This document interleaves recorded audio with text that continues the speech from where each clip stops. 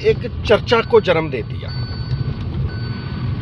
पहली चर्चा तो यह है कि धर्म क्या है, हमारी जीवन शैली। अगर मैं मंदिर जाता हूं, पूजा करता हूं तो मैं हिंदू हूं।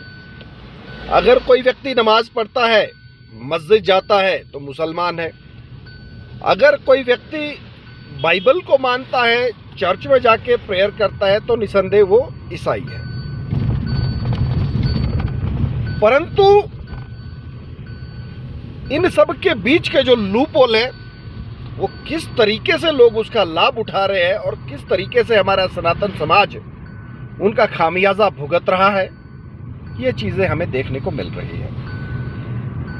इस समय पूरे हिमाचल प्रदेश में जिस तरीके से ये क्रिप्टो कन्वर्जन का जो दौर चल रहा है, क्योंकि हम बड़ी शान से कहते हैं कि हिमाचल प्रदेश देश का पहला ऐसा राज्य है जो धर्मांतरण पर विधेयक लेकर आया।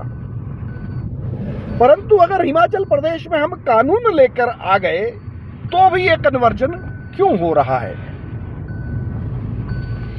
क्या कानूनी तौर पे हम उसे रोक नहीं पा रहे? क्या कारण है उसके पीछे? इन कारणों की विवेचना करने की, इन कारणों को जानने की आवश्यकता है और इस पे एक पूरे प्रदेश के अंदर, बुद्धिजीवी वर्ग के अंदर एक सार्थक चर्चा हो।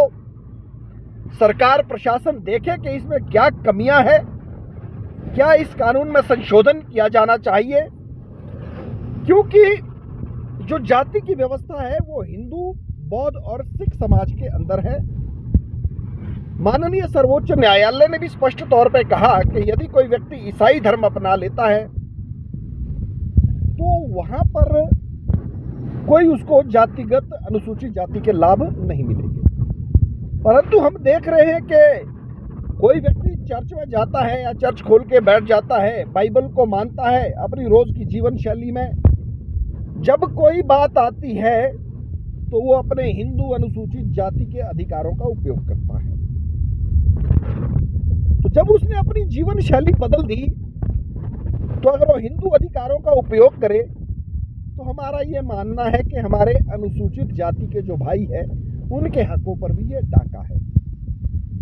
जब किसी व्यक्ति ने धर्म परिवर्तन करके ईसाई जीवन शैली अपना ली, बाइबल को मान रहा है, चर्च में जाके प्रेयर कर रहा है, तो उसकी शिकायत पे मेरे विचार से एट्रोसिटी एक्ट के तहत मामला दिया जाना भी गलत है और ये कानूनी प्रावधानों के खिलाफ है।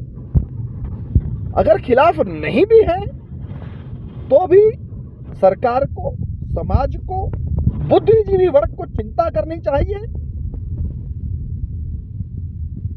कि फिर कानून में संशोधन हो। तो मेरा ये मानना है, मेरा ये आग्रह भी रहेगा पूरे समाज से, बुद्धिजीवी वर्ग से, अधिविधि वक्ताओं से, कानून को जानने वाले लोगों से, कि जो इस प्रकार की स्थिति अगर है, देखिए मैं हिंदू व्यक्ति हूं, सनातन को मानने वाला हूं, तो अगर सनातन कमजोर होगा तो मुझे पीड़ा होना स्वाभाविक है।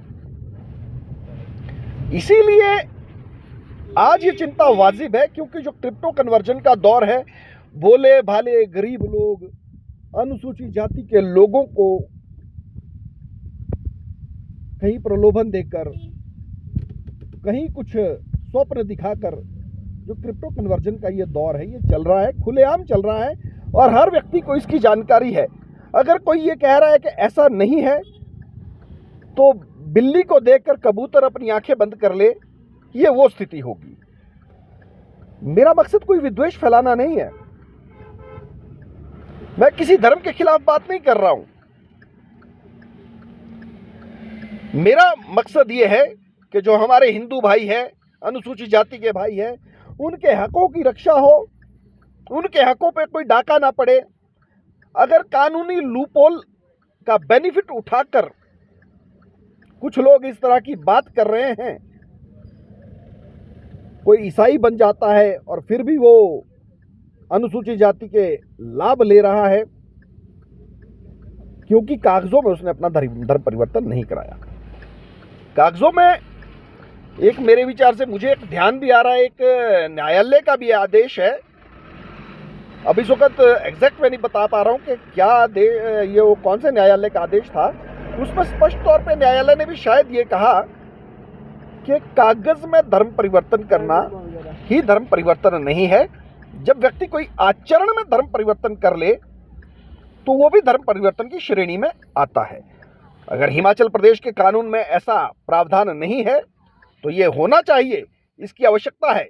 और अगर किसी व्यक्ति ने, कोई ईसाई व्यक्ति बन चुका है और वो एट्रॉसिटी एक्ट में कोई मामला दर्ज करता है तो मेरे विचार से ये गलत है।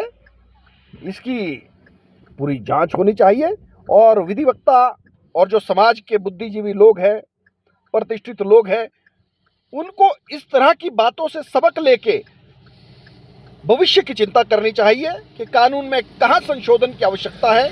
समाज में इस पे एक सार्थक चर्चा हो, हमारा ये मानना है।